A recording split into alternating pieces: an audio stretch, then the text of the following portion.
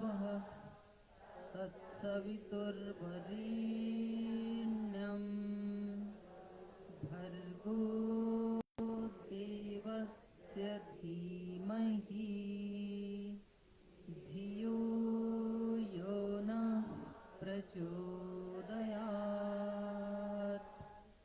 ॐ सहना भवतु सहनौ भुनक्तु सह वीर्यं करवावहै तेजस्विनावधीतमस्तु मा विद्विषावहै। ॐ अस्तु मा सद्गमय तमसो मा ज्योतिर्गमय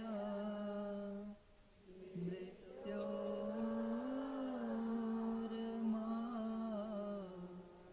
अमृतं गमय।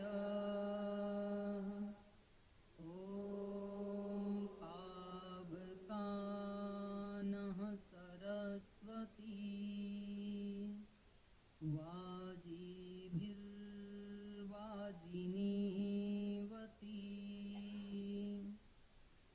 यज्ञं वष्टो धिया वसु।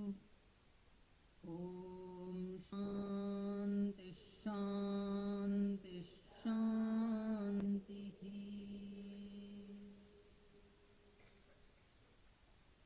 और आइए एक प्रार्थना का उच्चारण करते हैं। फिर मत कहना कुछ कर न सके, फिर मत कहना कुछ कर न सके, फिर मत कहना कुछ कर न सके, पुण्यों से जीवन भर न सके। फिर मत कहना कुछ कर न सके, फिर मत कहना कुछ कर न सके। जब नर तन तुम्हें निरोग मिला, सत्संगति का भी योग मिला। जब नर तन तुम्हें निरोग मिला,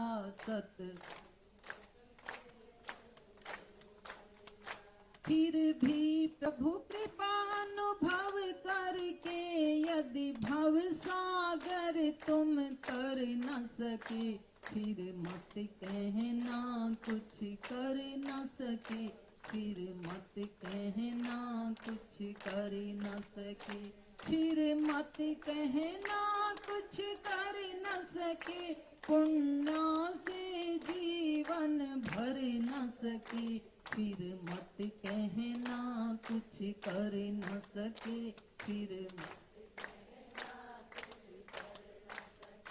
जग में जो कुछ भी पाओगे, सब यहीं छोड़ कर जाओगे। जग में जो कुछ भी पाओगे, सब यहीं छोड़ कर जाओगे। पछताओगे तुम यदि अपना पुण्यों से जीवन भर न सके। फिर मत कहना कुछ कर न सके, फिर मत कहना कर न सके। यदि शक्ति समय के रहते ही आचार विचार सुधर न सके, फिर मत कहना कुछ कर न सके, फिर मत कहना कुछ कर न सके। आशा सरलता से युक्त विचर न सके, फिर मत कहना कुछ कर न सके।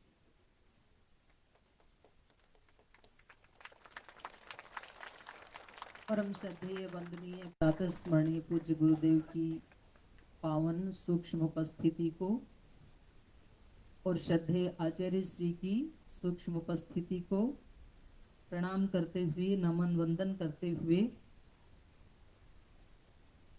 मंच पर उपस्थित हमारी पूज्य साध्वी देवादिति जी, जो आपको बहुत ही प्रीति से, करुणा से, अपने ज्ञान से और अपने उत्साह से आप सबको उभार रही हैं, आगे बढ़ा रही हैं। और मेरी दाईं तरफ पूज्य साध्वी देव विजया जी, उनका नाम ही देव विजया है।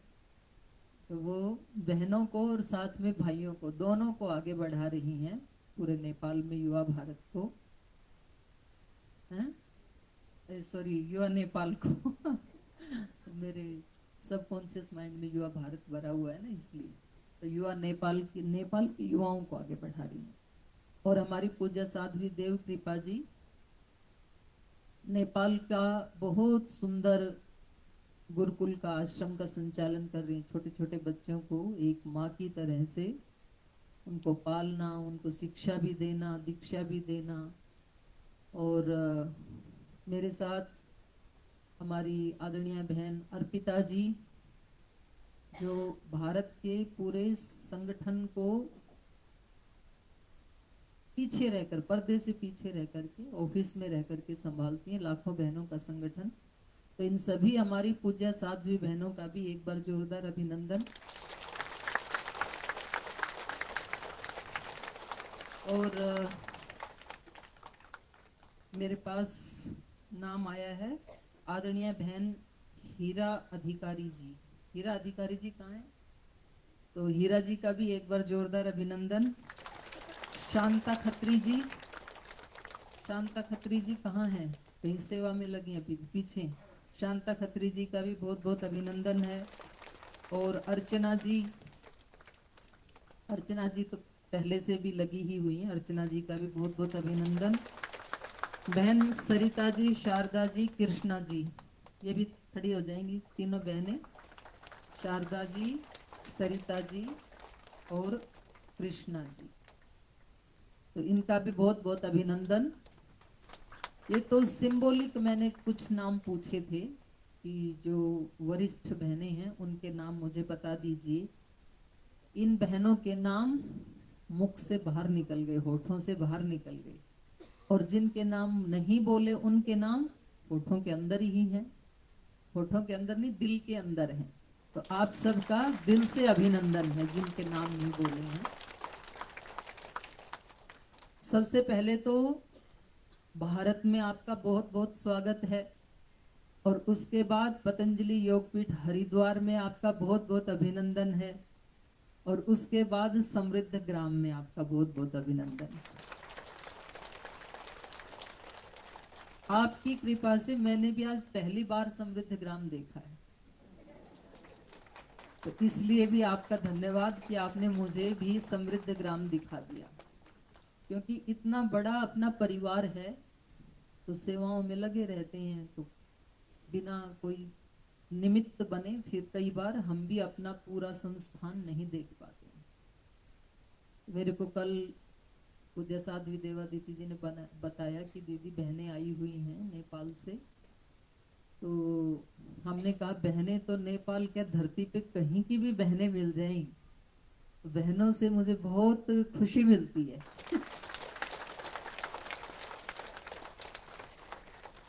क्योंकि ये मातृशक्ति ही है जिसने सृष्टि को थाम रखा है। कोई देश, कोई परिवार, कोई समाज, उसकी क्या स्थिति है, उसको जानने के लिए वहां की नारियों की स्थिति को जान लेना चाहिए। यदि वहां की नारियां योग करती हैं, आध्यात्मिक साधना करती हैं, प्राणायाम करती हैं, सुखी हैं, समृद्ध हैं, सात्विक हैं, तो समझ लेना कि वो परिवार भी सुखी होगा, समृद्ध होगा, सात्विक होगा। वहां के बच्चे भी सुखी होंगे, विद्वान बनेंगे, गुणवान बनेंगे, बलवान बनेंगे। तो माँ के ऊपर ही, मातृशक्ति के ऊपर ही डिपेंड करता है।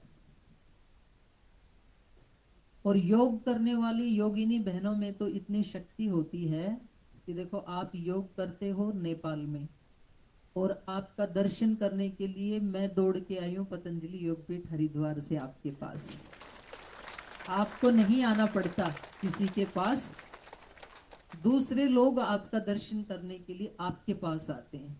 ये पावर होती है योग में। और इंसान को क्या, योग करने वाला व्यक्ति तो भगवान को भी अपने पास बुला सकता है, इतनी उसमें शक्ति होती है योग में।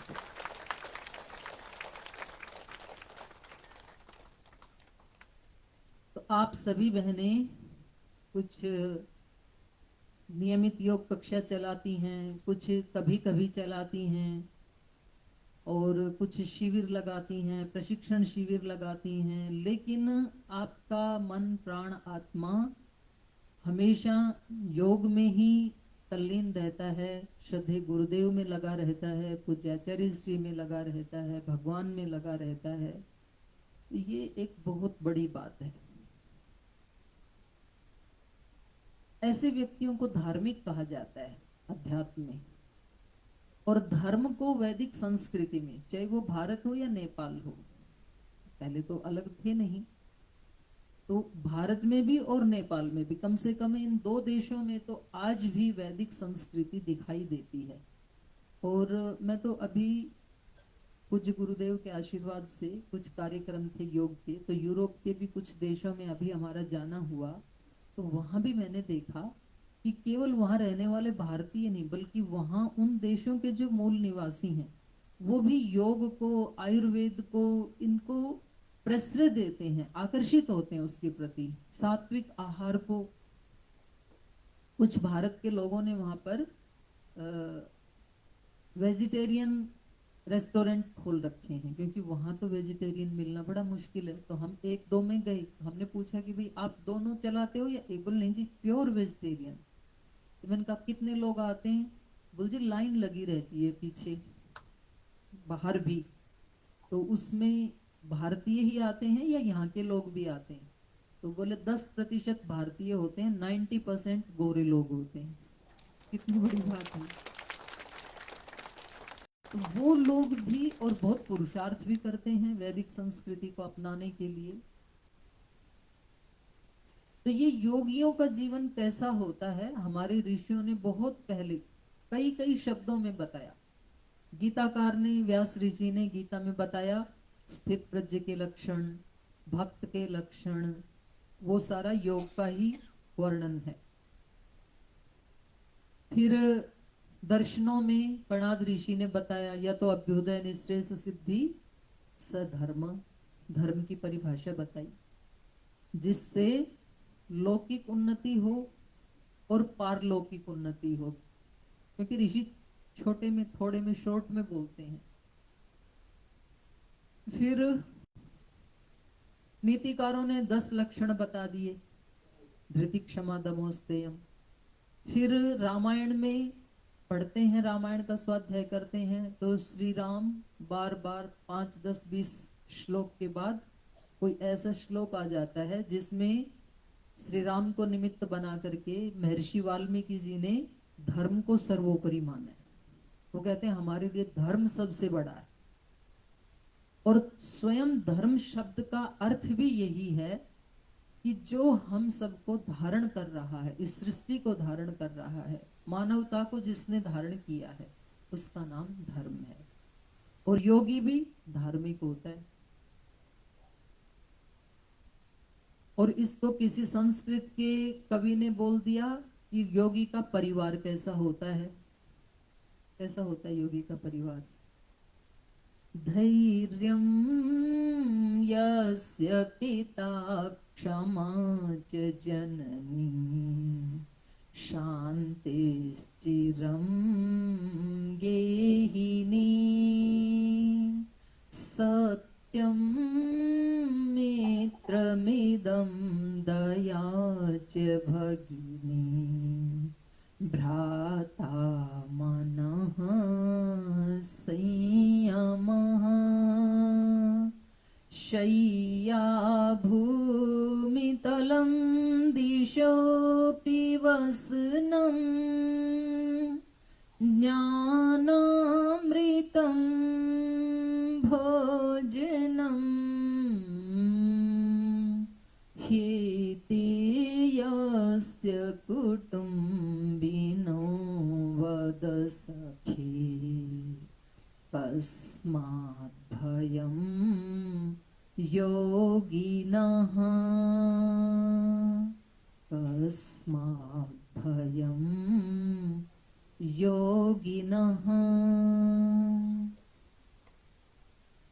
इसमें योगी का परिवार कैसा होता है, योगी कैसा होता है, उसका वर्णन किया है किसी संस्कृत के कवि ने। तो इसमें बताया है कि योगी का पिता कौन होता है, धैर्य, धैर्यम यस्य पिता। और माता कौन होती है, क्षमा, क्षमा च जननी। बहुत एक ऊंची साइंस को इस श्लोक में भर दिया है। नीतिकारों ने भी जो धर्म के लक्षण बताए हैं उसमें सबसे पहला लक्षण कौन सा बताया, धृति, और दूसरा क्षमा, दूसरा क्षमा बताया। वहां भी बिल्कुल ये दो चीजें हैं, पहला धैर्य, दूसरा क्षमा। फिर 8 की चर्चा बाद में करेंगे, पहले मैं दो के ऊपर ही आपसे संवाद करती हूँ। सब जगह योगी के परिवार में उसका माता पिता कौन है, धैर्य और क्षमा। धीरज पहला लक्षण बताया है धर्म का।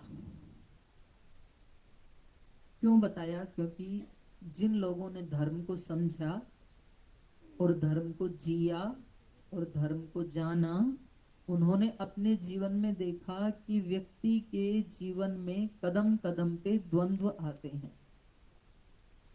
कभी सुख आता है, कभी दुख आता है, कभी सम्मान मिलता है, कभी उपेक्षा मिलती है, कभी अपमान मिलता है, कभी लोग प्रशंसा करते हैं, कभी निंदा करते हैं, कभी बहुत प्रॉफिट हो जाता है, कभी बहुत लॉस हो जाता है, कभी स्वास्थ्य बहुत अच्छा रहता है, सुबह 4 बजे उठने से लेके शाम तक की दिनचर्या बहुत अच्छी रहती है, तो कभी कुछ ना कुछ एक बार बाधा आई, कोई बुखार खांसी जुकाम आया, तो फिर 15-10-15-20 दिन महीने भर तक फिर वो शुरू ही नहीं हुआ। तो ये चलता ही रहता है। हर व्यक्ति के जीवन में कम से कम कोई 1-2 व्यक्ति ऐसे मिलेंगे जो समय समय पे उसको जगाते रहते हैं, माने उसको हिलाते रहते हैं। मैं अच्छे शब्दों में बोल रही हूँ, जगाते रहते हैं, और यदि थोड़े से निम्न शब्दों में बोलूं तो उसको दुख देते रहते हैं। तो 1-2 सबके जीवन में होते हैं ऐसे। जब उनका कोई कर्म हमारे सामने आता है तो तब हमें क्या रखना चाहिए, धैर्य। हम धार्मिक कब बनेंगे, धर्म के फील्ड में, या योग कह लो चाहिए आप, योगी हम कब बनेंगे, हमारा जन्म कब होगा योग के फील्ड में, जब धैर्य आएगा जीवन में। मनुष्य का जन्म कब होता है, आप तो सारी माँ हो, जन्म कब होता है किसी मनुष्य का, किसी मनुष्य का जन्म होने के लिए पहले किसकी आवश्यकता है, माता पिता की। बिल्कुल सही उत्तर, राइट आंसर। बच्चे बोलते हैं ना, राइट आंसर। जन्म होने के लिए पहले माता पिता चाहिए, माता पिता नहीं है तो जन्म नहीं हो सकता है। तो योग में हमारा जन्म कब होगा, जब ये दो चीजें हो, धैर्य पिता के रूप में हो और क्षमा माँ के रूप में। ये दो तत्व जब जीवन में आ जाते हैं, उस दिन समझ लेना कि हमारा जन्म हो गया है। जन्म होने के बाद भी बच्चे को बहुत कुछ अचीव करना है। अभी उसको चलना सीखना है, जन्म होने के बाद बोलना सीखना है, अभी उसको दौड़ना भी सीखना है, अभी पढ़ाई लिखाई भी करनी है, धन कमाना है, ज्ञान अर्जित करना है। अभी तो बहुत लंबा जीवन है, पर पहले जन्म तो हो। लेकिन यदि अभी हमारे जीवन में पहले धैर्य ही नहीं आया है, छोटी छोटी बातों से हम कितनी बार विचलित होते हैं, तो हर भाई बहन को इसमें अपने लिए मान लो 10 नंबर हैं, तो आप खुद ही सोचिए कि आप अपने आप को 10 में से कितने नंबर देते हैं धीरज के लिए। 10 में से 10, 10 में से 9, हाँ, मैं पूछ नहीं रही हूँ कुछ बहनें कह रही जी 5, कोई 8 देगा, कोई 7 देगा, कोई 9 देगा, कोई 5 देगा। 5 से नीचे वाले तो मुझे लगता है यहाँ आए ही नहीं होंगे। इतना भी ज्यादा जिनका धैर्य नहीं, मतलब नीचे है, वो तो फिर योग में प्रवेश ही नहीं करते, नहीं आएंगे वो तो। लेकिन हमें नीचे वाले को नहीं देखना चाहिए, ऊपर वाले को देखना चाहिए, क्योंकि हमारा जन्म होने के लिए हमारा लक्ष्य है 10/10। और 10/10 होने के लिए ही हमें ऐसे लोगों के पास जाना होता है जो वैसा जीवन जी रहे हैं। ऐसा जीवन कौन जी रहे हैं? हमारे गुरुदेव जी रहे हैं, हमारे आचार्य श्री जी रहे हैं। कितनी तरह के यहाँ तक पहुंचने के लिए कितनी तरह के संघर्ष, आंधी तूफान उनके जीवन में भी आए, लेकिन उन्होंने उस समय क्या रखा? धैर्य, धीरज रखा। जो, क्योंकि वो तो बड़े महापुरुष हैं, तो बड़े बड़े संघर्ष आते हैं। हम तो अपने छोटे से परिवार में रहते हैं, उनका परिवार तो करोड़ों लोगों का बड़ा परिवार है, संघर्ष भी ज्यादा आते हैं बड़े परिवार में। हमारा छोटा परिवार है तो संघर्ष थोड़े छोटे हैं। तो इसलिए सबसे पहले हमें क्या सीखना है? अपने गुरुजनों से क्या सीखना है? हरिद्वार में आकर के हमें क्या सीखना है अपने गुरुदेवों से? धैर्य। धैर्य हमारा योगी का पिता है। और दूसरा तत्व क्या सीखना है? क्षमा। जो दुख देते हैं उनको क्षमा करना। उनको कैसे क्षमा करें? आप तो सब सीता माता की संतानें हैं। सीता माता को जब रावण उठा करके ले गया, उसने कोई दोष भी नहीं किया था, निरपराध थी, और ले जा करके अपनी अशोक वाटिका में कैद कर दिया, और चारों तरफ राक्षसियों को खड़ा कर दिया कि इसको डराते रहना, इसको वो कुल्हाड़े फर से बार बार दिखाना कि यदि तो तुम हाँ भरो रावण की रानी बन जाओ, और नहीं तो हम तुम्हें बोटी बोटी काट खा जाएंगे, हम तो राक्षसी हैं। वो बार बार डराती थी उसको, और वो बेचारी रोती थी कि आप मेरे मेरे साथ ऐसा व्यवहार क्यों कर रही हो, मैंने क्या दोष किया है, मैं तो एक पतिव्रता नारी हूँ। फिर भी वो बार बार डराते थे। तो चलो, उसने कभी भी उनके प्रति दुर्भावना नहीं रखी सीता माता ने। ऐसे लगता तो था कि देखो ये भी मेरे ऊपर कितना अत्याचार कर रहे हैं, पर मन में ये आता था कि भाई ये तो अपने स्वामी के निर्देशानुसार ऐसे कर रही हैं, रावण का निर्देश है तो ये तो स्वामी भक्त है, अपनी ड्यूटी कर रही हैं, ये तो इनका क्या दोष? दोष तो कहीं ना कहीं मेरे किसी कर्म के फल का है। कभी ना कभी मेरे से कोई ऐसी त्रुटि हुई होगी, कोई ऐसा दोष हुआ होगा। अब वो किंवदंतियां तो पता नहीं कितनी सही होती हैं। तो किसी कवि ने ऐसे बता रखा है कि जब वो बिल्कुल छोटी सी बच्ची थी सीता माता, तो उसने एक बार एक बहुत सुंदर तोता, तोता की जो फीमेल होती है मैना, उसको पकड़ के पिंजरे में डाल दिया। बहुत सुंदर सी थी वो मैना, और उस समय मैना गर्भवती थी, और तोता तो बाहर डाल पे तड़फ रहा था, और सीता को बहुत अच्छा लग रहा था, वो उधर से बोल रहा है, वो पिंजरे में बोल रही है। तो उसने खुद ही बताया कि ऐसा देख करके मेरे को बहुत खुशी हो रही थी, तो मुझे लगता है कि उस मैना ने, तोती ने मेरे को शाप दे दिया कि तू भी ऐसे ही अपने पति से अलग हो जाना कुछ समय के लिए, जो भी हो। पर ऐसा अगर ये कथा भी नहीं है तो भी कोई ना कोई कर्म तो जरूर ऐसा हुआ होगा।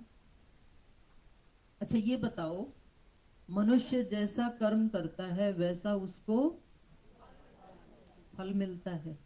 पता है इस सिद्धांत का? किस किस को पता है? जो जैसा कर्म करे उसको वैसा फल मिलता है। किस किस को पता है? हाथ उठाइए एक बार। सबको पता है, तो फिर उपदेश की जरूरत ही क्या? अच्छा ये बताओ, जिस दिन आपके जीवन में कोई दुख आता है, उस दिन ये सिद्धांत याद रहता है कि नहीं रहता? उस दिन भूल जाते हैं हम। दुख आता है तब हमारी उंगली किसकी तरफ होती है? किसी दूसरे की तरफ होती। इसके कारण ऐसा हुआ मेरे जीवन में। यदि ये ऐसा नहीं करते तो मैंने तो कोई दोष किया ही नहीं। इस सब मेरे दुख का कारण कौन है? ये व्यक्ति। तो किसी के जीवन में कोई सास है, ननद है, देवरानी है, जेठानी है, सहेली है, पति है, पत्नी है, कोई पड़ोसी है, कोई ना कोई तो है दुख का कारण दूसरा। उस समय ये सिद्धांत याद करना, कोई भी मेरे दुख का कारण नहीं है। मेरे दुख का कारण कौन है? मेरा भाग्य, मेरा कर्म। कभी ना कभी जाने में, अनजाने में, इस जन्म में, पिछले जन्म में, उससे पिछले में, उससे पिछले में, 10 जन्म पहले कभी ना कभी कोई त्रुटि हुई होगी। तो भगवान इसको निमित्त बना करके अब मेरे को उसका फल दे रहा है। तो समझदारी किसमें है? योगपना किसमें है? चुपचाप उसको सहन कर, और उस व्यक्ति को बुरा मत मानो। सीता माता ने उनको बुरा नहीं माना। जब हनुमान जी आए वहां पर, तो रावण को मार के और सब असुरों को मार करके जब अशोक वाटिका में आए, सीता माता को मुक्त करवाया, तो हनुमान जी ने कहा कि माता इन सबको भी मैं मार डालता हूँ, क्योंकि इन्होंने बड़ा आपको कष्ट दिया 1 साल तक, तो इनको क्या बचाना है। तो सीता माता ने कहा नहीं, इनको मत मारो, क्योंकि ये तो अपनी ड्यूटी कर रही थी, अपने स्वामी के आदेश का पालन कर रही थी। जो मेरे को दुख हुआ वो मेरे किसी न किसी जन्म का कारण रहा होगा, किसी बुरे कर्म का फल रहा होगा, वो मैंने भुगत लिया, उसको भोग के पूरा कर दिया। इसलिए इनको भी मुक्त कर दो और इनको कोई भी दंड मत दो। तो इसका मतलब है क्षमा। तो क्षमा क्या है? हमारी माता। क्षमा कौन व्यक्ति कर सकता है? जो शक्तिशाली होता है। माँ शक्तिशाली होती है। माँ अपने बच्चों को कितनी बार क्षमा करती है? आपने अपने बच्चों को कितनी बार क्षमा किया? कोई काउंटिंग ही नहीं है। 1000 बार, बार बार, और अभी भी कर ही रहे हैं। हर दिन क्या, दिन में भी कई कई बार कर देते हैं। बच्चे बड़े भी हो जाते हैं फिर भी त्रुटि कर देते हैं। कभी कभी तो माँ बाप को बाहर निकाल देते हैं, कभी कठोर वचन बोल देते हैं, फिर भी माँ हमेशा उसका भला चाहती है। ये है क्षमा। तो क्षमा करना आपको आता है, लेकिन करते कहीं कहीं है, सब जगह नहीं करते। अपने वालों को तो क्षमा कर देते हैं, लेकिन दूसरे वाले को क्षमा नहीं करते। मैं इसको छोड़ूंगी नहीं। इसने मेरा नाम कॉपी में लिख के नहीं दिया दीदी के सामने।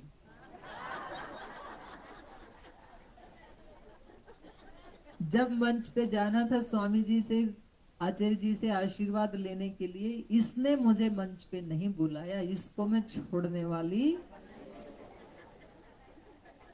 तो आप नहीं करेंगे ऐसा, आप तो योगी नहीं है ना। तो क्षमा हमारी माँ है, उनको क्षमा करो जिसने हमारे को कष्ट दिया। या तो हमारे किसी कर्म का फल था, या तो उस व्यक्ति का अज्ञान रहा होगा, वो बेचारा दुखी होगा, उसकी अपनी कोई कमजोरी होगी, उसको अपना असुरक्षा का भाव लगता होगा कि यदि इस व्यक्ति की बड़ाई कर दी तो ये मेरा ही पत्ता काट देगा। तो अनेक कारण हो सकते हैं। तो जिस दिन हमारे जीवन में इन दोनों का 10 में से 10 नंबर आने लगेंगे, क्षमा के लिए भी, और ये बाहर बाहर से क्षमा नहीं करना, अंतर मन से करना होता है। योग बाहर से नहीं जिया जाता, योग अंदर से जीने की चीज है। योगी का मतलब ये नहीं है कि जिसके पास एक भी सामान नहीं है वो योगी, जिसके पास 10 20 50 चीजें घर में वो योगी नहीं है। ऐसी परिभाषा नहीं है। राजा जनक के पास तो पूरा साम्राज्य था, लेकिन फिर भी वो योगी थे। और कई साधु उनके पास ऐसे आते थे, उनके पास केवल अपने 2 गेरुआ वस्त्र थे, लेकिन तो भी एक बार आग लग गई जनक के महल में, तो वो सबसे पहले दौड़े कि हमारे पास तो एक ही जोड़े वस्त्र हैं, वो भी जल गए तो हम क्या करेंगे। तो बाहर की वस्तुओं से योग का संबंध कम है, अंतर मन से योग का संबंध ज्यादा है।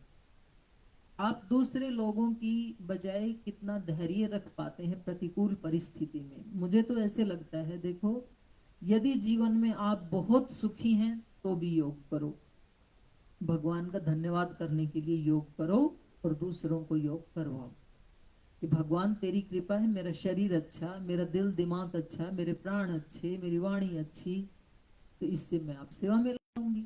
तो सुखी हैं तो भी योग करो और दुखी हैं तो भी योग करो ताकि वो दुख कट जाए। तन के रोग हैं तो भी योग करो, मन के रोग हैं तो भी योग करो, तन मन दोनों रोग मुक्त हैं तो भी योग करो। हर हालत में योग करो और योग कराओ, ये हमारे जीवन का लक्ष्य है। अच्छा, संसार में जितने भी पुण्य के कर्म होते हैं, हर व्यक्ति ये चाहता है ना कि मैं पुण्य कमा के जाऊं, मनुष्य के शरीर को प्राप्त करके कुछ ऐसी कमाई करूं जिससे मुझे अगले जन्मों में या तो सुख मिले या तो अगले जन्म हो ही नहीं। ये तो सोचते हैं ना सब व्यक्ति, और उसके लिए साधना करते हैं। साधना का अभिप्राय क्या होता है? चित्त की शुद्धि, क्योंकि आत्मा तो सबकी प्योर है ही है, उसमें तो कोई भी मिलावट नहीं है। चित्त में आ जाती हैं थोड़ी थोड़ी चीजें, कभी किसी के प्रति ईर्ष्या का भाव आ जाता है, कभी किसी के प्रति द्वेष का भाव आ जाता है, कभी कोई घृणा का भाव आ जाता है, कभी कभी जीवन में हताशा का भाव आ जाता है, कभी कभी निराशा का भाव आ जाता है। ये चीजें चित्त में आ जाती हैं, तो इनको साफ करने के लिए योग की जरूरत है। मैंने आपको आते ही बताई ना धर्म की परिभाषा कणाद ऋषि के वचनों में, या तो अभ्युदय या सिद्धि, जिससे अभ्युदय की सिद्धि हो। अभ्युदय माने उन्नति हो हमारे जीवन में। तो उन्नति के लिए हमारे जीवन में अच्छी अच्छी चीज होनी चाहिए। क्या क्या होना चाहिए बताओ, आप बताओ, उन्नति के लिए क्या क्या होना चाहिए? जैसे उन्नति के लिए व्यक्ति के जीवन में होनी चाहिए सेवा, उन्नति के लिए होना चाहिए क्षमा, उन्नति के लिए होना चाहिए धैर्य, उन्नति के लिए होना चाहिए भक्ति, पुरुषार्थ, और क्या क्या होना चाहिए? उत्साह, और क्या होना चाहिए? करुणा, और क्या होना चाहिए? प्रेम। अच्छी अच्छी चीजें बताओ, और क्या क्या होना चाहिए उन्नति के लिए? सत्य, और क्या होना चाहिए? हाँ? विनम्रता होनी चाहिए, बहुत अच्छी बात। और सकारात्मक सोच होनी चाहिए, बहुत बढ़िया। और बोलो। हम्म, परिश्रम होना चाहिए जी, बोलते जाओ। प्रेम बोल दिया, प्रेम होना चाहिए, बोल दिया, उसको मत बोलो, नया बोलो। समन्वय होना चाहिए, बहुत बढ़िया है। समर्पण, स्वस्थ शरीर, त्याग, त्याग होना चाहिए, दया होनी चाहिए। और बोलो। इच्छा शक्ति माने अच्छी इच्छा होनी चाहिए, शुभ संकल्प, अहिंसा होना चाहिए, स्थिरता होनी चाहिए। आप तो बड़ी भी अच्छी बहने हो, योगिनी बहने हो। हाँ? आस्था होनी चाहिए, संस्कार भी बोल दो, दोनों अपने चैनल हैं। आस्था, संस्कार, श्रद्धा, ये अपने चैनल है, सब ये होने ही चाहिए, है अपने पास। ये जितने भी आपको अच्छी बातें याद आए ना, वो सब अभ्युदय की सिद्धि के लिए हैं। आपको ये सूत्र समझ में ना आए ना, तो उसको सरल करके बता रही हूं मैं। या तो अभ्युदय सिद्धि, या तो निःश्रेयस सिद्धि, सधर्म, जिससे अभ्युदय की सिद्धि हो। अब अभ्युदय समझ में नहीं आता है, तो अभ्युदय का मतलब है ये सारी चीजें जो अभी आपने बोली है ना, ये सब होनी चाहिए, तब व्यक्ति धार्मिक बनेगा। इसका नाम ऋषि ने एक शब्द में कह दिया, अभ्युदय। और निःश्रेयस का मतलब है आत्मा का दर्शन, परमात्मा का दर्शन। वो किससे होगा वो भी बता दो जरा। तो योग को और थोड़ा सरल कर दो, योग से तो होता ही है, श्रद्धा से होता है। मन में जितनी श्रद्धा होगी, और किससे होगा भगवान का दर्शन? तो आप तो वही चीजें फिर बोलने लग गए। तो अभ्युदय निश्रेयस इसमें अंतर क्या रहेगा? उसके लिए देखो, सुनो मैं बता रही, ये सारे जो आपने बताई ना, ये तो व्यावहारिक जीवन में प्रयोग करना है। धैर्य, त्याग, समर्पण, भक्ति, उत्साह, ये सब करने के बाद सुबह शाम कम से कम अंतर्मुख होना, एक एक घंटा, आधा आधा घंटा समाधि लगाना, ध्यान करना। तो उसमें जब अपने अंदर आप शरीर से, इंद्रियों से अतीत जब जाने की विद्या आ जाए हमें, तो उससे हमारा निश्चय सिद्ध होगा। महर्षि पतंजलि जी ने 8 अंग बता दिए ना योग के। योग तो ठीक है, पर योग के भी कई टुकड़े बना दिए। यम, नियम, आसन, प्राणायाम, प्रत्याहार, धारणा, ध्यान, तो वहां तक जाना है। प्राणायाम तक तो पहुंच गए आप, फिर प्रत्याहार, फिर धारणा, फिर ध्यान, फिर समाधि। तो पूरा धर्म हमारा घटित हो सकता है, और बहुत लोगों का हो चुका है इस ऐसे ही शरीर में। और आप और हम सब भी उसी रास्ते पे चल रहे हैं, और हमारे गुरु हमें आगे बढ़ा रहे हैं। तो धैर्य और क्षमा, आज जो मैं आपसे बात करने आई हूँ ना, ये दो के ऊपर मैं आपसे बात करना चाहती हूँ। क्षमा कर देना दूसरों को, और खास करके जब आप किसी बड़े पद पे हो तब।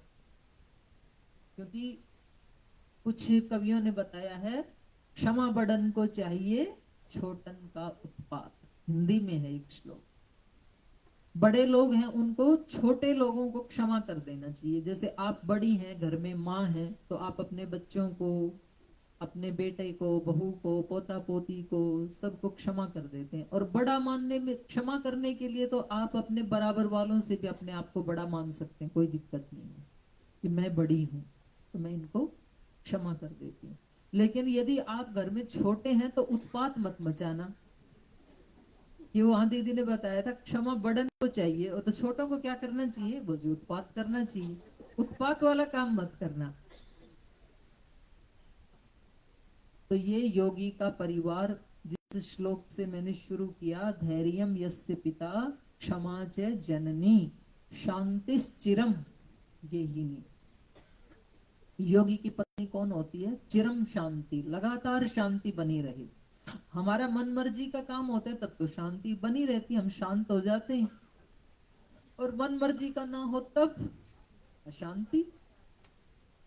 तो योगी बनने के लिए चिरम शांति चाहिए, शांति चिरम गेहिनी। ये हमारा सबसे बड़ा कर्तव्य है, अपने चित्त को शांत रखना। और कभी बाई चांस अशांत हो गया तो जितना जल्दी हो सके सबसे पहले उसको शांत करना, किसी भी उपाय से करो। आप स्वाध्याय करो, आप ध्यान करो, आप भजन करो, या आप कर्मफल व्यवस्था को मानो, या आप क्षमा का परिचय दो, कैसे भी करो आप, कई सारे उपाय हो सकते हैं। अशांत होने का कारण क्या होता है? हम अशांत कब कब होते हैं? कभी तो अशांत हुए होंगे आप, तो बताओ कब हुए थे? मन की इच्छा कौन सी पूरी नहीं हुई? जैसे कोई एक उदाहरण बता सकते हो?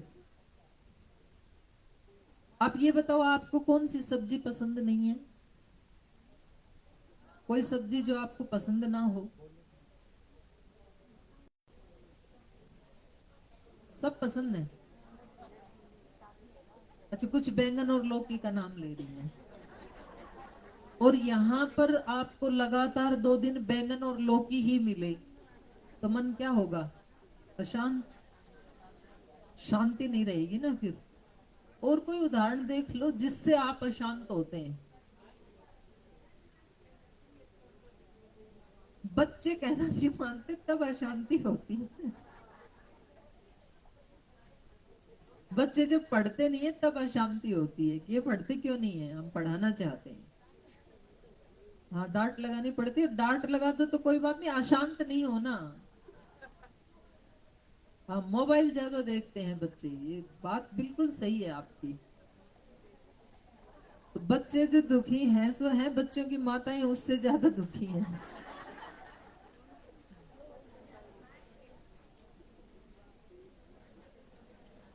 किसी के पास यहाँ पर नेटवर्क नहीं मिलता है, उसके कारण अशांति है, बात नहीं हो पा रही है।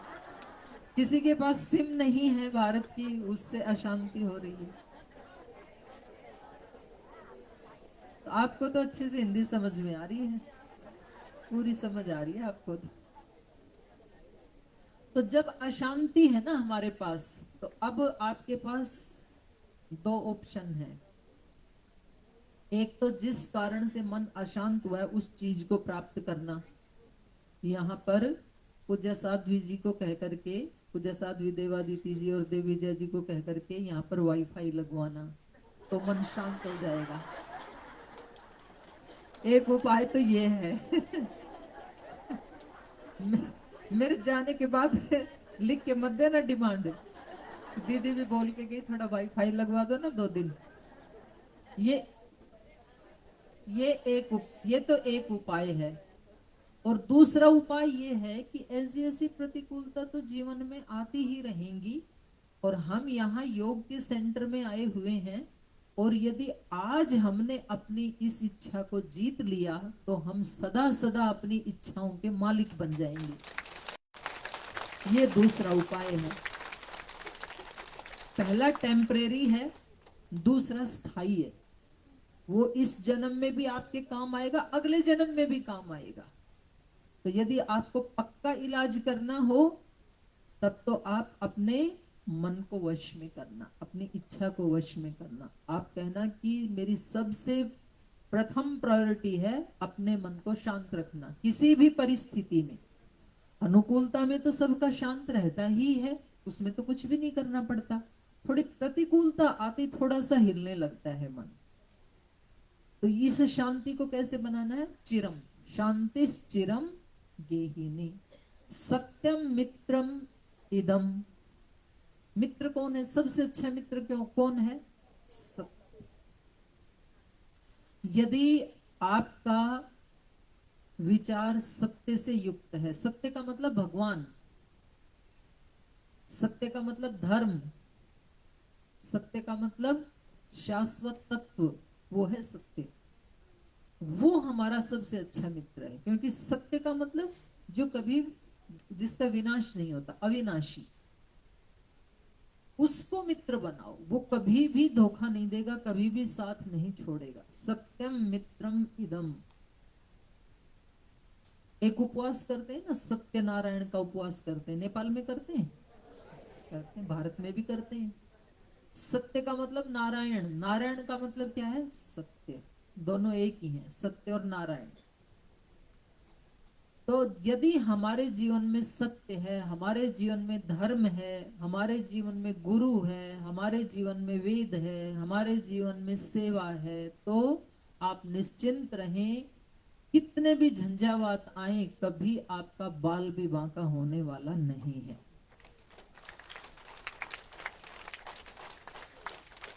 प्रतिकूलताएं मनुष्य को तोड़ने के लिए नहीं आती, आगे बढ़ाने के लिए आती हैं। जब जब जीवन में अनुकूलता आए तो आप सोचना कि एक सिल्वर चांस मिला है आपको, और जब जीवन में प्रतिकूलता आए तो सोचना गोल्डन चांस मिला है।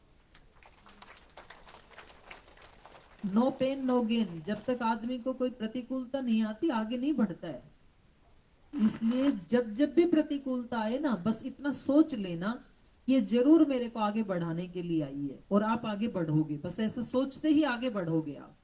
और यदि रिएक्ट किया कि क्यों आई, ऐसा ऐसा क्यों हुआ, तो फिर नीचे जाओगे। एक ही मौका है, एक ही सिक्के के ऊपर दो पहलू होते हैं, जय और विजय। तो इधर वाला सिक्का देख लिया तो विजय विजय, इधर वाला पहलू देखा तो पराजय। तो सबके जीवन में अनुकूलता प्रतिकूलता आती है, भगवान सबको मौका देता है। या तो हमारे जीवन में सिल्वर चांस होते हैं, या तो गोल्डन चांस होते हैं। इसलिए प्रतिकूलता बुरी नहीं है, वो हमें कुछ सिखाने के लिए आती, आगे बढ़ाने के लिए आती, शक्ति को बढ़ाने के लिए आती। आप भगवान से प्रार्थना करते हो कि मैं योगिनी बनूं, और ज्यादा मेरे अंदर धैर्य आए, और ज्यादा क्षमा आए, तो फिर भगवान ऐसी सिचुएशन पैदा करेंगे जीवन में कि अब बनो, अब धैर्य दिखाओ, अब क्षमा करो लोगों को। तो वो हमें आगे बढ़ाना चाहते हैं। तो इसलिए हर हालत में आप योग युक्त रहना, तो सत्य के साथ रहना, अब सत्य को अपना मित्र बनाना। सत्यम मित्रमिदम दया च भगिनी। दूसरा, जब कोई हमें तंग करे सताए तो उसके ऊपर करना दया। दया हमेशा बलवान व्यक्ति करता है, निर्बलों के ऊपर करता है। दया कौन करते हैं? बलवान व्यक्ति। और किसके ऊपर करते हैं? निर्बलों के ऊपर। तो जो हमारे साथ दुर्व्यवहार कर रहे हैं वो बेचारे मन से, बुद्धि से, विचार से, भावना से थोड़े से दुर्बल हैं, तो इसलिए उनके ऊपर दया करने वाला बलवान है। आप, कोई आपका बुरा करे और आप भी बदले में ईंट का जवाब, तो फिर आप कमजोर हैं। और ईंट का जवाब फूल से यदि दे रहे हैं तो आप ताकतवर हैं। आप किसी को क्षमा करके देखना किसी दिन, छोड़ो जो जैसा कर रहा है वैसा भरेगा, मुझे अपने धर्म का पालन करना है। मैंने शुरू में बात प्रारंभ किससे की थी? धर्म से। मेरा धर्म क्या है ऐसी स्थिति में? मानो आपके बच्चे आपका कहना नहीं मानते हैं और आप एक बहुत अच्छी माँ बनना चाहते हैं, तो माँ का धर्म क्या है? जब बच्चे कहना ना माने तो माँ का धर्म क्या है? बच्चे की पिटाई करना, खुद दुखी हो जाना, समझाना और अपने मन को शांत रखना। अपना धर्म क्या है उस समय में? जब पति झगड़ा करे तो पत्नी का धर्म क्या है?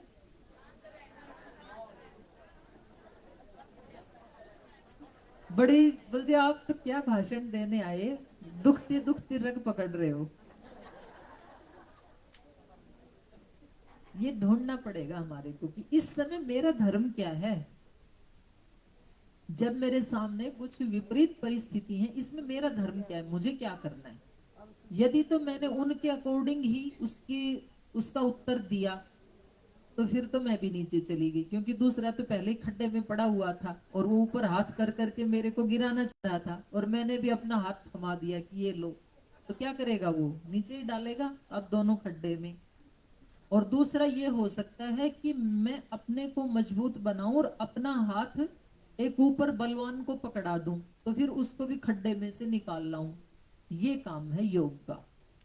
तो अपनी एक भुजा अपने गुरु को, भगवान को, सत्य को थमा करके रखना और फिर जो कोई कैसा काम करे उसके ऊपर दया करना। जो बुरा काम करे, हमारे साथ बुरा व्यवहार करे, इसका नाम है दया।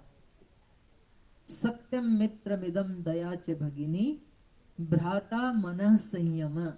भाई कौन है आपका? अपना भाई याद आया होगा आपको, अपने अपने भाई का नाम याद आया होगा जी, मेरा भाई तो वो है। वो भी रहे, आपका भाई जो है वो भी रहे, लेकिन एक भाई और किसको बना ले? मन के संयम को। भ्राता मन संयम है। बस ये तो बहुत ही बड़ी उपलब्धि है, ऐसा भाई जिसको मिल गया अपने मन का संयम। क्योंकि मन के बारे में ना हमारे को बहुत सारी ऐसी ऐसी बातें बता रखी हैं लोगों ने। मन तो बहुत चंचल है, मन तो तूफानी है, मन तो हाथी है, मन तो घोड़ा है, मन तो वश में नहीं आता है, ऐसे ऐसे सुन रखा है हमने सबसे। हमने भी ऐसे ही मान रखा है कि जी ध्यान तो कर ले पर ये मन नहीं लगता है। जी हम समाधि तो लगाए, मन नहीं लगता है। जी सेवा तो कर ले पर मन नहीं करता है घर से बाहर निकलने का। हम प्रशिक्षण शिविर तो 4 लगा सकते हैं, सामर्थ्य तो है, लेकिन मन नहीं करता है। अब आप बैठे हो तो आपके पैर ऐसे, जैसे मैं बैठी हूं तो मेरे पैर ऐसे ही हैं, आगे तो नहीं जा रहा मेरा पैर। और हाथ को जब मैं उठाना चाह रही हूँ तो उठ रहा है, नहीं उठाना चाहूँ तो ऐसे ही रहेगा। आपके हाथ पैर आपकी बिना मर्जी के इधर उधर भाग रहे हैं क्या? अभी पैर भाग रहे हैं? नहीं भाग रहे। हाथ भाग रहे हैं? नहीं भाग रहे। आपका मन भी ऐसा ही है। जैसे हाथ पैर हमारी इंद्रियां हैं, ये बाहर की इंद्रियां हैं और मन अंदर की इंद्रिय है। मन भी हमारी बिना मर्जी के नहीं भागता है, हम भगाते हैं तब भागता है, या हम उसके ऊपर ध्यान नहीं रखते हैं। जैसे छोटा बच्चा होता है ना, तो उस पर ध्यान ना दें तो फिर वो चुपके से घर से बाहर निकल जाता है। तो फिर माँ क्या करती है, उसको वापस अंदर लाती है और दरवाजा बंद कर देती है ताकि वो निकल ही ना सके। फिर ऐसे अपने मन को हमें संयमित रखना है। भ्राता मनः संयम। शय्या भूमि तलम, योगी का बिछोना क्या है? धरती माता। जैसे पूज्य गुरुदेव सोते हैं तो इसका मतलब है कम से कम संसाधनों में अपना काम चलाना। शय्या भूमि तलम दिशोपि वसनम, दिशाएं ही योगी के वस्त्र होते हैं। ये भी अपरिग्रह का प्रतीक है। अपने को खूब सारा भगवान ने दिया है तो भी बहुत अच्छी बात है, उसको घर से बाहर नहीं फेंकना है, उसको किसी की सेवा में लगा दो। नहीं दिया है तो भी अच्छी बात है, भगवान की मर्जी, वो जो भी देना चाहिए। कम दें तो भी बहुत अच्छा, ज्यादा दें तो भी बहुत अच्छा है। तो ये योगी का एक परिवार है। शय्या भूमि तलम दिशो पिवसनम ज्ञानामृतम भोजनम। भोजन क्या है कि क्या खाते रहते हैं ना हम, कभी बिस्किट, कभी मूंगफली, कभी चने, कभी चबेने, कभी रोटी, कभी नाश्ता, कभी चाय, कभी, या आप तो नहीं, आप तो योगी नहीं है, दूसरे लोगों की बात कर रहे हैं।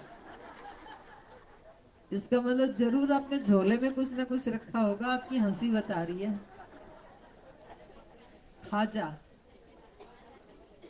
मकई, भट्टमास, चलता है कुछ ना कुछ तो। सोयाबीन को भट्टमास कहते हैं नेपाली में। तो योगी का भोजन होता है ज्ञान, अच्छी अच्छी बातें, अच्छे अच्छे विचार, अच्छी अच्छी भावनाएं, जहां से मिले सीखता रहता है, नोट करता रहता है, चिंतन करता रहता है, प्रयोग करता रहता है। ऐसा जिसका कुटुंब है, माता पिता भाई बहन पत्नी, जैसा इस श्लोक में बताया, ऐसा जिसका कुटुंब है वो कभी किसी से नहीं डरता है।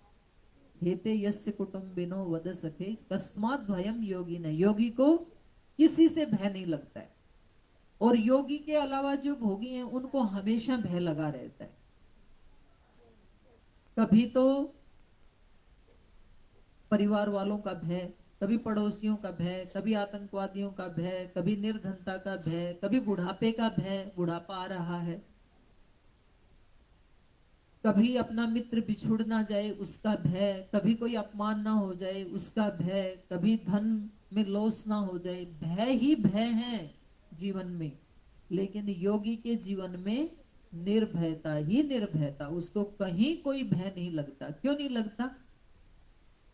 क्योंकि उसको कुछ चाहिए ही नहीं। जिस आदमी को कुछ नहीं चाहिए उस व्यक्ति को कभी कोई भयभीत नहीं कर सकता, उसको कभी कोई सता नहीं सकता। जिस आदमी को सम्मान नहीं चाहिए उसको कभी कोई अपमानित नहीं कर सकता, क्योंकि चाहिए ही नहीं ना, तो अपमानित कैसे किया जा सकता है उस व्यक्ति को। भगवान शिव कहाँ रहते हैं? कैलाश पर्वत पे भी रहते हैं, और दूसरा स्थान स्मशान में भी रहते हैं। अन्य आत्मा में तो रहते हैं, वैसे पूछ रही हूँ स्थान भगवान शिव का। तो या तो कैलाश पे रहते हैं तो वहां किसी का झगड़ा नहीं, क्योंकि कैलाश पर्वत पे कोई जाएगा ही नहीं, बर्फ ही बर्फ है। और या तो स्मशान में रहते हैं, वहां भी कोई जाएगा ही नहीं। तो योगी अपने आप को ऐसे सिक्योर रखता है। भगवान शिव आदि योगी हैं।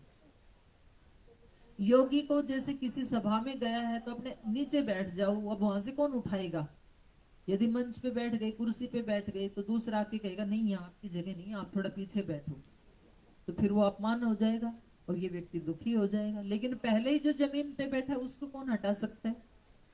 तो पार्वती माता को एक बार जिद हो गई कि ये लक्ष्मी जी ये सब इतने सुंदर सुंदर महलों में रहती हैं, और मैं जब इनके यहाँ जाती हूँ मिलने के लिए तो वो सब मेरे को अपने घर दिखाती हैं, देखो हमारा तो बाथरूम में भी सोना लगा है, हमारी तो टोटी भी सोने की है, गिलास भी सोने के हैं, कटोरी भी सोने की है, तेरा पति कितना दरिद्र है। तो बोले मुझे नहीं पता, मुझे सोने का घर चाहिए। तो भगवान शिव बोले छोड़ो, इन लोगों की बात नहीं सुनते हैं, ऐसे हम योगी हैं, हमारे काम की नहीं है ये चीजें। बोले नहीं मुझे नहीं पता, आप योगी रहो, मुझे बना के दो। लेकिन भगवान शिव ने काफी समझाया, अपने पास नहीं, ये जमाना नहीं रहने देगा, अपन नहीं है इन चीजों के बीच, छोड़ो इसको। बोले नहीं मुझे तो चाहिए, नहीं तो फिर मैं चली। तो भगवान शिव ने उनको बुलाया, विश्वामित्र जी को, बोले जैसा ये कहे ना देवी जी वैसा घर बना दो इनको। तो विश्वकर्मा जी ने कहा कैसा बनाऊं? बोले बिल्कुल समुद्र के बीच में बनाओ, सोने का महल बनाओ, अंदर भी सोना बाहर भी सोना, बेड भी सोने का, गिलास भी सोने का, थाली भी, टूटी भी, टॉयलेट सीट भी, सब सोने का होना चाहिए। पूरा नगर सोने, पूरे नगर में प्लेट जड़वा दो सोने की, ऐसा मेरा घर होना चाहिए। तो उन्होंने बना दिया। और फिर जब उसका उद्घाटन किया, गृह प्रवेश, तो पंडित जी को बुलाया, हवन हुआ। तो माता पार्वती बहुत खुश थी, तो कहने लगी कि आज तो जो मांगना है सो मांग लो, मैं बहुत खुश हूं, मेरे मन पसंद का मकान बन गया। तो पंडित जी ने कहा माता देख लो, अब आप वचन दे रही हो, फिर बाद में आप बदल मत जाना। बोले नहीं बदलूंगी, आज जो मांगना है मांग लो। बोले ये लंका ही दे दो, ये महल ही मेरे को दे दो। तो भगवान शिव तो मुस्कुरा रहे थे, माता एकदम माथा पकड़ के बैठ गई कि मुश्किल से तो इनको मनाया था ये बनाने के लिए, और बनने से पहले ही मांग लिया, एक दिन भी रहे नहीं उसमें। तो भगवान शिव ने कहा मैंने कहा था पहले ही स्मशान में रहो, वहां कोई झगड़ा नहीं। तो जो योगी होते हैं, आज पतंजलि योगपीठ के पास क्या नहीं, लेकिन पतंजलि योगपीठ का सारा लाभांश, सारा ऐश्वर्य परम पूज्य गुरुदेव ने और श्रद्धेय आचार्य श्री ने किसके लिए समर्पित किया हुआ है? सेवा के लिए। 100%। अपने लिए वो एक पैसा भी खर्च नहीं करते, लेकिन जितना भी प्रॉफिट है, आज कहीं गुरुकुल बना रहे हैं, कहीं कॉलेज बना रहे हैं, कहीं यूनिवर्सिटी बना रहे हैं, कहीं वेलनेस सेंटर बना रहे हैं, कहीं शिक्षा के ऊपर खर्चा कर रहे हैं, 100% दूसरों की खुशियों के लिए, 100% दूसरों की सेवा के लिए। इसलिए हम इन महापुरुषों से क्या सीख सकते हैं कि किसी को यदि महान बनना है, किसी को अपना हृदय पवित्र करना है, तो देखो ज्ञान होना चाहिए व्यक्ति को। ये बात मैं ज्ञान पढ़ने के बाद बोल रही हूँ, लेकिन केवल शब्द ज्ञान पढ़ करके कभी किसी का चित्त शुद्ध नहीं हो सकता। चित्त को शुद्ध करने के लिए दो उपाय सबसे कारगर हैं। पहला उपाय है निस्वार्थ सेवा, और दूसरा उपाय है भगवान से प्रार्थना। बस ये दो अपने जीवन में आप अपनाएं। कम से कम आपको प्रतिदिन 2 या 3 घंटा निस्वार्थ सेवा करनी, उसमें कोई स्वार्थ नहीं होना चाहिए। जब हम सेवा से जुड़ते हैं तब तो हम निस्वार्थी होते हैं, लेकिन थोड़े दिन में जब कोई हमें पद दे देते हैं ना, तो फिर स्वार्थ आ जाता है कि अब तो मैं प्रभारी बन गई। तो इस चीज को अभी यहां से हरिद्वार से हटा के जाना है। जैसे पहले दिन आपके चित्त की स्थिति थी, जब संगठन में जुड़े थे, विशुद्ध रूप से श्रद्धा भाव से जुड़े थे, वो ही स्थिति चाहे आप जिला प्रभारी बने, राज्य प्रभारी बने, केंद्रीय प्रभारी बने, कोई भी प्रभारी बने। जैसे हमारी पूज्य साध्वी देवादिति जी हैं, अब उनको नेपाल में राष्ट्रीय प्रभारी का दायित्व दिया है गुरुदेव ने। भारत में 6 प्रांतों में वरिष्ठ राज्य प्रभारी का काम करती हैं, भारत के भी 6 प्रांतों को संभालती हैं। जैसे पूज्य साध्वी देव विजया जी हैं, युवा नेपाल का दायित्व भी दे रखा है। यहाँ पर आचार्य जी ने अपने जो आयुर्वेद का कार्य वो भी दे रखा है, भारतीय शिक्षा बोर्ड की सेवा भी दे रखी है। लेकिन ये सब काम करते हुए भावना कैसी है? एक सेवक की, निस्वार्थ सेवा की। तो वो निस्वार्थ सेवा जब हमारे जीवन में आती है, तो फिर हमारा चित्त शुद्ध होने लगता है और हमारी आध्यात्मिक उन्नति होने लगती है। हम पद के पीछे ना जाएं, पद हमारे पीछे आने चाहिए। तो आप ये संकल्प लेकर के जाएं, आपको नियमित रूप से 2 या 3 घंटा सेवा करनी है। सेवा का मतलब क्या है? जिस योग से, जिस प्राणायाम से, जिस अध्यात्म से आपको सुख मिला, ऐसे अपने जैसे अच्छे लोगों का एक बड़ा ग्रुप बनाना है नेपाल में। हर जिले में कम से कम आपको ये टारगेट लेके जाना है, 1000 बहनें होनी चाहिए। जिले होते हैं वहां, तो हर जिले में कम से कम 1000 बहनों का संगठन, ये टारगेट है। क्योंकि जब तक आप कोई ब्लूप्रिंट में चीजों को नहीं लाओगे, जी मैं पूछूंगी आपसे कि आपका उद्देश्य क्या है? जी योग में नेपाल बनाना है। उद्देश्य तो बहुत अच्छा है, पर ये आपके वश में आने वाला नहीं है। वश में कब आएगा जी? अब की बार 2024 में मुझे अपने जिले में 1000 बहनों को महिला योग समिति से जोड़ना है। फिर आप 1000 को जोड़ लो, हो सकता है आप 1100 को जोड़ पाए, हो सकता है आप 900 950 को जोड़ें, पर कोई चीज जब एक ब्लूप्रिंट में आप पकड़ सकते हैं ना जिसको, वो उद्देश्य लेना चाहिए आपको। और आज आपके जिले में कितनी बहनें हैं वो भी आपकी नॉलेज में होना चाहिए। आज कितनी कक्षाएं चलती हैं वो भी नॉलेज में होना चाहिए। मान लीजिए कि आज 20 कक्षाएं चलती हैं एक जिले में, तो 2024 का लक्ष्य क्या है? कम से कम 10 बहनें मिलकर के यदि उस लक्ष्य को आगे बढ़ाएं तो एक जिले में 200 कक्षाएं चल सकती हैं। 10 गुना ज्यादा आपको दायित्व लेकर के जाना है। और जो बहनें इस दायित्व को पूरा करेंगी, जब अगली साल आपको यहाँ बुलाएंगे तो आपके लिए एक बहुत सुंदर सी जैकेट बनवा करके हम आपको देंगे। अभी जो लगा रही है उनको भी देंगे, लेकिन उसकी, और ये तो देखो ये छोटी छोटी चीजें हैं, ये तो गुरु का प्रसाद है। चुन्नी मिलना, जैकेट मिलना, ये तो बहुत छोटी। आपको तो भगवान की कृपा मिलेगी, आपका घर खुशियों से भर जाएगा, आपके बाल बच्चे पति पत्नी सबके जीवन में सुख शांति समृद्धि आ जाएगी। ये सेवा का फल है। और आपकी आत्मा इतनी ऊंची उठ जाएगी कि आप इन छोटी छोटी बातों से बिल्कुल ऊपर उठ जाएंगे, इतनी सामर्थ्य आ जाएगी आपकी आत्मा में। तो इसलिए आपको अपने जिले में कम से कम 1000 बहनों का संगठन बनाना है। अच्छी बहन कैसे जोड़ेंगे आप उसको? उसमें देखो 3 तरह के लोग होते हैं। एक तरह के लोग हैं जो थोड़े हाई प्रोफाइल के हैं, पढ़े लिखे हैं, कोई रिटायर्ड, कोई प्रोफेसर है, कोई प्रिंसिपल है, कोई रिटायर्ड जज है, वकील है। उनके घर में जाके आपको उनकी काउंसलिंग करनी है, व्यक्तिगत उनके साथ मिलना है, उनके घर जा करके। कुछ लोग ऐसे हैं कि जिनको सामूहिक रूप से आप किसी भजन सत्संग हवन में बुलाएंगे तो वो वहां आ जाएंगे, और वहां आप उनको बताओ कि आपको यदि सुखी रहना है शरीर से और मन से, क्योंकि मन से भी आजकल स्ट्रेस बढ़ रहा है बहुत ज्यादा पूरी दुनिया में, तो यदि सुखी रहना है तो बोले आप योग से जुड़ जाओ, आप योग करो, प्राणायाम करो, ध्यान करो, भजन करो। और आप 15-20 दिन हमारे साथ जुड़ के ये करो, 20 दिन में 1 महीने में आपको रिजल्ट ना मिले तो आप छोड़ देना। तो वो सेकंड कैटेगरी के हैं।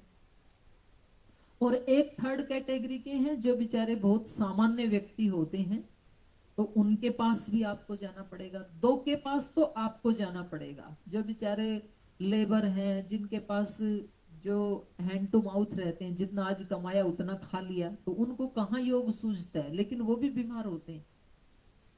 तो आप बहुत अच्छी बहनें हैं, आपको ये टारगेट लेके जाना चाहिए कि जो हमारे गुरुदेव करोड़ों लोगों को योग और आयुर्वेद के माध्यम से स्वस्थ कर चुके हैं, तो हम भी उनकी शिष्याएं हैं। तो हमें कम से कम अपने जीवन में 20-30 हजार लोगों को योग और आयुर्वेद से जोड़ना है, ये लक्ष्य होना चाहिए। एक एक बहन के जीवन में कम से कम 20,000 लोग। एक बहन कितने लोगों को का उद्धार करेगी? 20,000। अभी तक कितनों का कर दिया? 100-200 का तो किया ही होगा।